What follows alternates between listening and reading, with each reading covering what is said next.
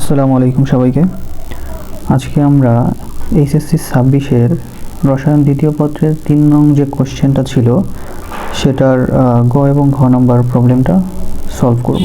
তো চলো শুরু করা যাক। তো আমাদের এখানে বলা হচ্ছে যে 3টা পাত্র, সেখানে এ পাত্রে হচ্ছে 50 ml পারক্সাইড দ্রবণ, বি পাত্রে 80 ml 0.1 মোলার অম্লীয় পটাশিয়াম ডাইক্রোমেট দ্রবণ এবং আরেকটা পাত্র আছে যেটা হচ্ছে সি পাত্র। সি পাত্রে 4 গ্রাম লোহার আকরিক, যেটা কি হচ্ছে সালফিউরিক অ্যাসিড দ্রবণে রাখা হয়েছে। তো আমাদের গ নম্বর প্রশ্নে বলা হচ্ছে যে এ পাত্রের দ্রবণের ঘনমাত্রা পার্টস পার মিলিয়ন এককে নির্ণয় করো, এবং ঘ নম্বরে বলা হচ্ছে বি পাত্রে পটাশিয়াম পারম্যাঙ্গানেট ব্যবহার করলে, বি পাত্রে কী ছিল, পটাশিয়াম ডাইক্রোমেট ছিল, যেখানে আমরা পটাশিয়াম ডাইক্রোমেটের পরিবর্তে পটাশিয়াম পারম্যাঙ্গানেট ব্যবহার করব, এবং ব্যবহার করলে সি পাত্রের আকরিকের বিশুদ্ধতার হার বিক্রিয়া সহ নির্ণয় করতে হবে। তো চলো শুরু করা যাক। তো প্রথম প্রবলেমটা হচ্ছে আমাদের যে এ পাত্রের দ্রবণের ঘনমাত্রা পার্টস পার মিলিয়ন এককে প্রকাশ করো। তো চলো শুরু করি আমরা। সলিউশন।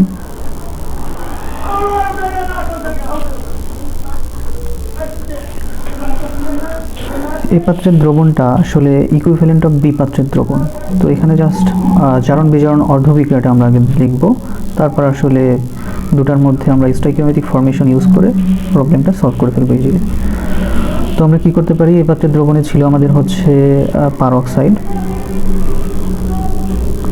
এই পারক্সাইডকে আমরা বি পাত্রের অম্লীয় পটাশিয়াম ডাইক্রোমেট, তো অম্ল হিসেবে আমরা সালফিউরিক অ্যাসিড ইউজ করলাম, আর সাথে ছিল পটাশিয়াম ডাইক্রোমেট, তো K2Cr2O7।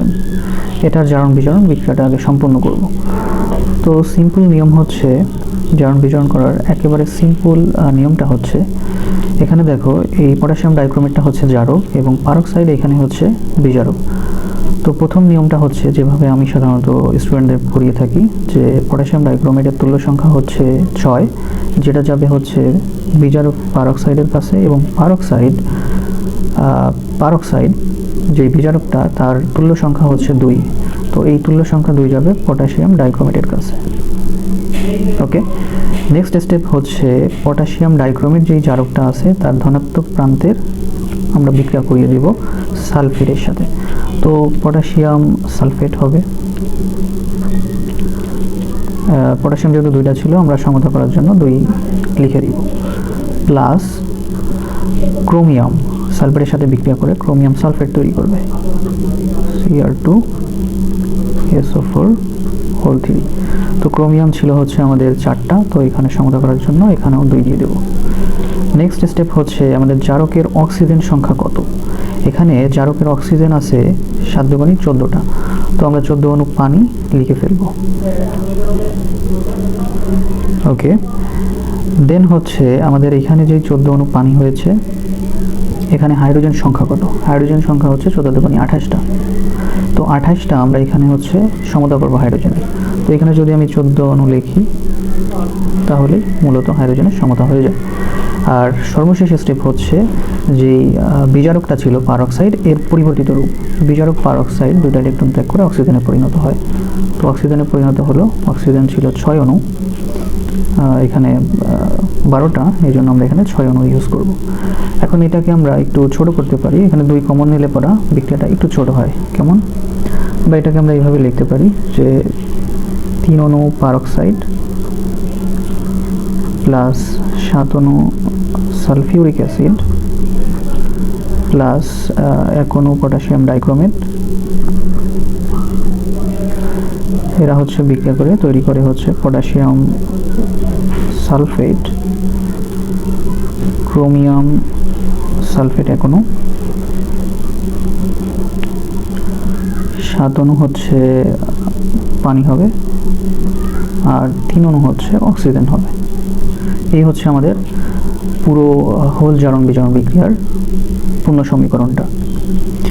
তো আমাদের প্রবলেমে কি কি দেওয়া আছে, আমাদের বের করতে বলা হচ্ছে যে এ দ্রবণ যেটা ছিল আমাদের, খেয়াল করো প্রবলেমটা যদি আমি একটু দেখাই, প্রবলেমে বলা হচ্ছিল যে এ পাত্রের দ্রবণের ঘনমাত্রা নির্ণয় করো। তো এ পাত্রের আমাদের দ্রবণটা ছিল পারক্সাইডের এবং বি পাত্রে ছিল পটাশিয়াম ডাইক্রোমেট। তো পটাশিয়াম ডাইক্রোমেট আর হচ্ছে পারক্সাইডের মধ্যে আমরা স্টয়কিওমেট্রিক ফর্মেশন অ্যাপ্লাই করব। তো according to the stoichiometric formation আমরা কি লিখতে পারি, স্টয়কিওমেট্রিক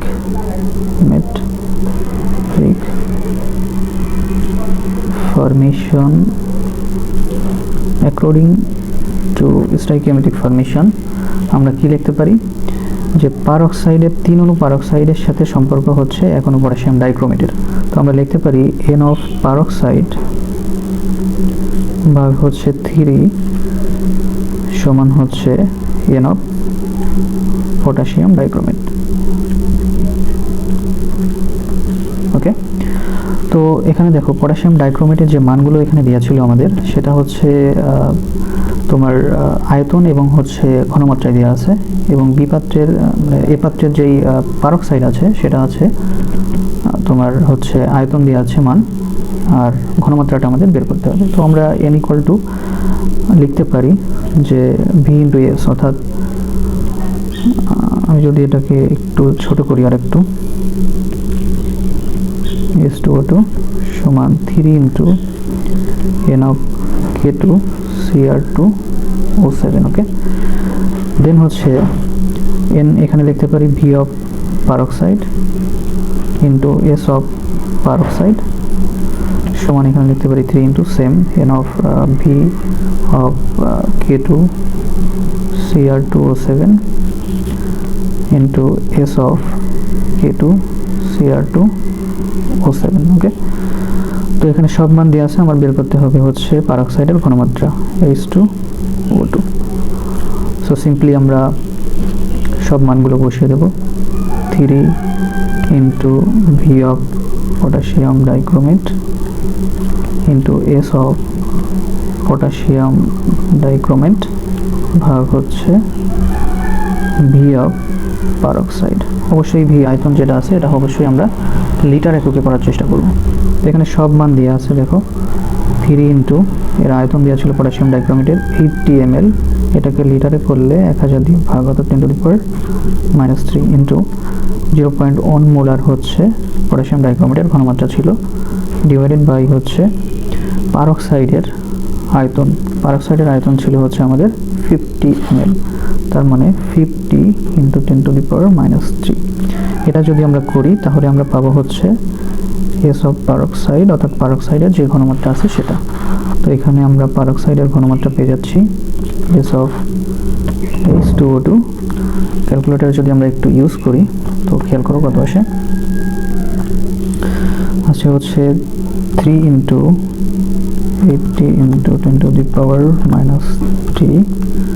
ইন্টু হচ্ছে 0.1 ভাগ হচ্ছে 50 ইন্টু 10⁻³। অ্যান্সার আসছে আমাদের দেখো 0.48 মোল পার লিটার। এটা হচ্ছে আমাদের ঘনমাত্রা বের হলো পারক্সাইডের, বাট এই ঘনমাত্রাটাকে আমাদের কনভার্ট করতে হবে ppm এককে, অর্থাৎ পার্টস পার মিলিয়নে। তো আমরা সেটা কিভাবে করব, চলো শুরু করি। তো আমরা হচ্ছে কি পেলাম, আমরা পেলাম যে ঘনমাত্রা আমাদের যে পারক্সাইড এর ঘনমাত্রা সমান হচ্ছে 0.48 মোল পার লিটার। তো একটা জিনিস খেয়াল করো, আমাদের যে ppm যে এককটা, ppm পার্টস পার মিলিয়ন, এটার আরেকটা একক হচ্ছে মিলিগ্রাম পার লিটার। অর্থাৎ আমরা এই মিলিগ্রাম পার লিটারে যদি কনভার্ট করতে পারি তাহলে সেটা ppm একক হয়ে যাবে। তো সিম্পলি এটাকে আমরা মিলিগ্রাম পার লিটারে করে ফেলতে পারি। কিভাবে দেখো, এটাকে আমরা এইভাবে লিখতে পারি 0.48 মোল পার 1 লিটার, সিম্পল। তো আমরা এটাকে আবার কি জানি যে n ইজ ইকুয়াল টু আমরা জানি w গ্রাম এককে বাই হচ্ছে m গ্রামাণবিক ভর। তো আমরা w ইজ ইকুয়াল টু লিখতে পারি n ইন্টু m, তাহলে গ্রাম এককে আমরা ভর পেয়ে যাব। এবং তার সাথে যদি আমরা গ্রামকে যদি আমরা 1000 দিয়ে গুণ দিই তাহলে সেটা মিলিগ্রাম হয়ে যাবে। ওকে, তো আমরা n যেহেতু দেওয়া আছে, সাথে 0.48 আমার হচ্ছে মোলে দেওয়া আছে, সাথে যদি আমি গ্রামাণবিক ভর দিয়ে গুণ দিই, গ্রামাণবিক ভর কত, পারক্সাইডের গ্রামাণবিক ভর হচ্ছে 34 ইন্টু, যদি আমি এটা গ্রামে চলে আসলো উপরে, তো গ্রামকে যদি মিলিগ্রামে নিতে চাই তাহলে 1000 দিয়ে গুণ দেবো। তো 1000 দিয়ে গুণ দিলাম, তাহলে উপরে চলে আসলো আমার মিলিগ্রামে, আর নিচে হচ্ছে আমার 1 লিটার। ওকে, তো এখন জাস্ট আমরা সবগুলো গুণ করে দিব। তো আমাদের অ্যান্সার হলো ইন্টু 34 ইন্টু 10⁻³ তাহলে আমাদের অ্যান্সার আসছে 16320 মিলিগ্রাম পার লিটার, বা এটাই হচ্ছে আমাদের পার্টস পার মিলিয়ন। তো এটাই হচ্ছে আমাদের আলটিমেট অ্যান্সার। ওকে, গ নম্বরের আলটিমেট অ্যান্সারটা হচ্ছে আমাদের এইটা। ওকে, তো আশা করি তোমরা এই প্রবলেমটা বুঝতে পেরেছো। আমাদের নেক্সট প্রবলেমটা এখন আমরা আলোচনা করব। তো চলো নেক্সট প্রবলেমটা আমরা একটু দেখি। নেক্সট প্রবলেমটা হচ্ছে, চলে আসো নেক্সট প্রবলেমে।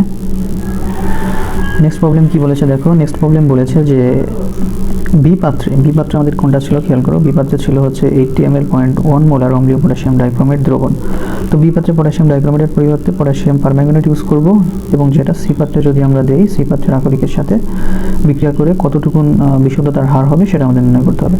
তো সিম্পল বিষয়, আগে আমরা সি পাত্র থেকে যদি দেখার চেষ্টা করি, এটা হচ্ছে আমাদের ঘ নম্বর। তো খেয়াল করো আমাদের সি পাত্রে কী ছিল। সি পাত্রে আমাদের আয়রন, লোহার আকরিক নিয়েছি। তো আয়রন যেটাকে আমরা নেওয়া হয়েছিল কিসে, সালফিউরিক অ্যাসিডের দ্রবণে। এখানে দেখতেই পাচ্ছ যে সালফিউরিক অ্যাসিডের দ্রবণে নেওয়া হচ্ছিল। তো H2SO4 সালফিউরিক অ্যাসিডের দ্রবণ, এর সাথে বিক্রিয়া করবে, প্রতিস্থাপন বিক্রিয়া করে ফেরাস সালফেট তৈরি করবে, সাথে তৈরি করবে হচ্ছে হাইড্রোজেন। এটা আমাদের 1 নং একটা বিক্রিয়া সি পাত্রের। দেন হচ্ছে সাপোজ এটাকে আমরা 1 নং ধরে নিলাম যে এটা হচ্ছে 1 নং বিক্রিয়া। ওকে, নেক্সট স্টেপে এই যেই ফেরাস সালফেট তৈরি হলো আমাদের, এই ফেরাস সালফেট কি করছে, এই বি পাত্রের পটাশিয়াম ডাইক্রোমেটের পরিবর্তে পটাশিয়াম পারম্যাঙ্গানেট, অম্লীয় পটাশিয়াম পারম্যাঙ্গানেটের সাথে বিক্রিয়া করবে। তো সিম্পল বিক্রিয়া, জন বিজন অর্ধ বিক্রিয়া আমরা করবো। ফেরাস সালফেট অম্লীয় হিসেবে এখানে বলে দিয়েছে যে সালফিউরিক অ্যাসিড, পটাশিয়াম ডাইক্রোমেটের পরিবর্তে আমরা ইউজ করব পটাশিয়াম পারম্যাঙ্গানেট KMnO4। ওকে, তো সিম্পল নিয়ম, পটাশিয়াম পারম্যাঙ্গানেট এখানে হচ্ছে জারক, ফেরাস সালফেট এখানে হচ্ছে বিজারক। তো বিজারক ফেরাস সালফেট একটা ইলেকট্রন ত্যাগ করে ফেরিক সালফেটে পরিণত হবে। তো এর হচ্ছে তুল্য সংখ্যা 1। তো তুল্য সংখ্যা 1 যাবে পটাশিয়াম পারম্যাঙ্গানেটের কাছে, এবং পটাশিয়াম পারম্যাঙ্গানেট পরিবর্তিত হয়ে ম্যাঙ্গানিজ আয়নে পরিণত হবে 5টা ইলেকট্রন গ্রহণ করে। তো 5 চলে যাবে ফেরাস সালফেটের কাছে। ওকে, নেক্সট স্টেপ কি বলেছিলাম, যে এই জারকের যে ধনাত্মক প্রান্ত আছে এরা হচ্ছে সালফেটের সাথে বিক্রিয়া করবে অ্যাসিডের ধনাত্মক প্রান্তের সাথে। তো এখানে হচ্ছে পটাশিয়াম সালফেট তৈরি হবে। যেহেতু পটাশিয়ামের এখানে 1 আছে, এখানে 2 হয়ে গেছে, তো আমরা সমতা করার জন্য হাফ ইউজ করলাম, প্লাস ম্যাঙ্গানিজ সালফেট হবে MnSO4 সমতা আছে, প্লাস এরপর কি বলেছিলাম আমরা জারকের অক্সিজেন অনুযায়ী পানি লিখব। তো জারকের অক্সিজেন আছে 4 অণু, 4টা, এই জন্য আমরা হচ্ছে 4 অণু হচ্ছে পানি লিখব, 4 অণু পানি লিখে ফেললাম। নেক্সট হচ্ছে যতগুলো পানির অণুতে হাইড্রোজেন আছে সেই কয়েকটা হাইড্রোজেন আমাদের হচ্ছে এখানে সমতা করতে হবে। তো এখানে 8 অণু, মানে 8টা হচ্ছে আমাদের হাইড্রোজেন আছে, তো এখানে 4 দিলে পরে সমতা হয়ে যাচ্ছে হাইড্রোজেনের। এবং লাস্ট স্টেপ হচ্ছে বিজারকের পরিবর্তিত রূপ, ফেরাস সালফেট থেকে ফেরিক সালফেট Fe2SO4 3। তো 5 অণু ছিল, তো আমরা 5/2 দিলে সমতা হয়ে গেল। তো এটাকে আমরা 2 নং সমীকরণ হিসেবে ইউজ করলাম। তো আমাদের প্রশ্ন চাইছে লোহার আকরিকের পরিমাণ। খেয়াল করো একটু, যদি দেখো লোহার আকরিক হচ্ছে 4 গ্রাম ছিল। তো আমাদের উদ্দেশ্য হচ্ছে এখানে আয়রনটা কত গ্রাম বিক্রিয়া করেছে, যত গ্রাম বিক্রিয়া করবে তত গ্রাম হচ্ছে বিশুদ্ধ 4 গ্রামের মধ্যে। ওকে, তো আমরা আয়রনের পরিমাণ সরাসরি ইউজ করতে পারবো না, মানে যেই মানগুলো দেওয়া আছে সেখান থেকে আমরা স্টয়কিওমেট্রিক ফর্মেশন অ্যাপ্লাই করে করতে পারবো না। আমাদের 2টা স্টেপে অবলম্বন করে আসলে প্রবলেমটা করতে হবে। বিষয়টা কেমন দেখো, আমাদের আয়রনের মান বের করতে হবে, আয়রনের ভর বের করতে হবে, কিন্তু আমাদের তথ্য দেওয়া আছে হচ্ছে পটাশিয়াম পারম্যাঙ্গানেটের বি পাত্রে পটাশিয়াম পারম্যাঙ্গানেট, এখানে হচ্ছে ডাইক্রোমেটের জায়গায় আমরা পারম্যাঙ্গানেট ইউজ করছি। তো পটাশিয়াম পারম্যাঙ্গানেটের হচ্ছে আয়তন এবং ঘনমাত্রা দেওয়া আছে, এটার সাপেক্ষে বের করতে হবে আয়রনের ভরটা যতটুকু বিক্রিয়া করেছে। কিন্তু আয়রনের সাথে পটাশিয়াম পারম্যাঙ্গানেটের সরাসরি স্টয়কিওমেট্রিক ফর্মেশন যাবে না, বাট এদের মধ্যে লিঙ্ক আপ করবে হচ্ছে ফেরাস সালফেটটা। তো আমরা লিখতে পারি 1 নং যে এই সমীকরণটা ছিল, 1 নং বিক্রিয়া থেকে আমরা কি লিখতে পারি, 1 নং বিক্রিয়া থেকে আমরা স্টয়কিওমেট্রিক ফরমেশন অনুযায়ী লিখতে পারি এন অফ আয়রন সমান হচ্ছে N of ferrous sulphate according to stoichiometric formation. এটাকে আমরা 3 নং সমীকরণ হিসেবে ইউজ করলাম। এবং 2 নং যেই বিক্রিয়াটা ছিল, 2 নং বিক্রিয়া থেকে আমরা কি লিখতে পারি? 2 নং বিক্রিয়া থেকে আমরা লিখতে পারি যে N of ferrous sulfate divided by 5 is equal to n of potassium permanganate. Okay, then আমি লিখতে পারি n of ferrous sulfate is equal to 5 into n of potassium permanganate. তো ফেরাস সালফেটের পরিবর্তে আমি লিখে দিতে পারি সরাসরি আয়রন, কারণ 3 নং থেকে আমরা এটা পেয়েছি। তো n of iron is equal to 5 into n of potassium permanganate.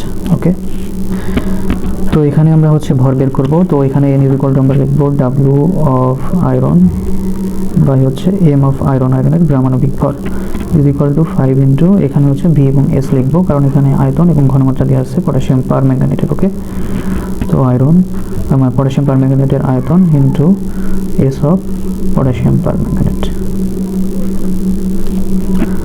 Next হচ্ছে আমাদের W of Fe টা বের করতে হবে। ওকে, তো W of Fe is equal to আমরা লিখতে পারি 5 into V of KMnO4 potassium permanganate into S of KMnO4 potassium permanganate divided by M of এখানে গুণ হবে, ভাগ ছিল এখানে গুণ হবে। ওকে, তো গুণ হবে M of iron। ওকে, নিচে এটা হবে না।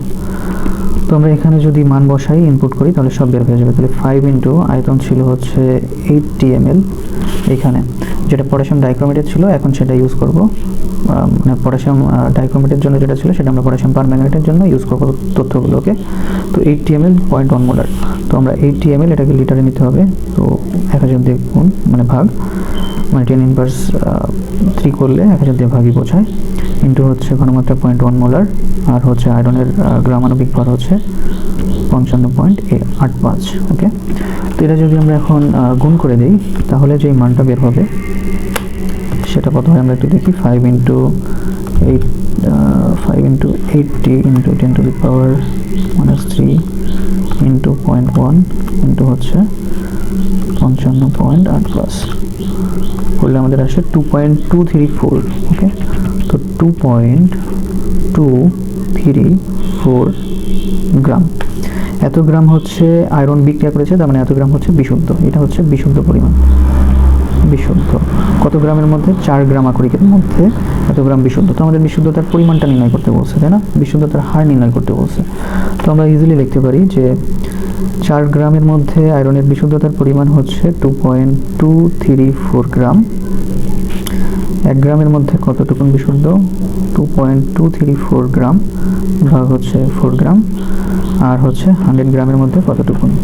2.234 ইন্টু 100 ভাগ হচ্ছে 4। এটা করলে আমাদের পার্সেন্টেজে চলে আসবে। ওকে, তো আমরা যদি করি আসতেছে হচ্ছে 2.234 ইন্টু 100 ভাগ হচ্ছে 4, তার মানে আমাদের 55%, অলমোস্ট 56-র মতো, 55.85% হচ্ছে বিশুদ্ধতার পরিমাণ। এটা হচ্ছে বিশুদ্ধতার পরিমাণ। ওকে, তো এই হচ্ছে আমাদের রসায়ন দ্বিতীয় পত্রের তোমাদের 3 নং প্রশ্নটার সমাধান। তো আশা করি তোমাদের উপকার হয়েছে। এরপর কোনো সমস্যা যদি ফেস করো এরপরেও, তাহলে আমাকে বলবে, আমি কমেন্টে রিপ্লাই দেওয়ার চেষ্টা করব। ধন্যবাদ সবাইকে।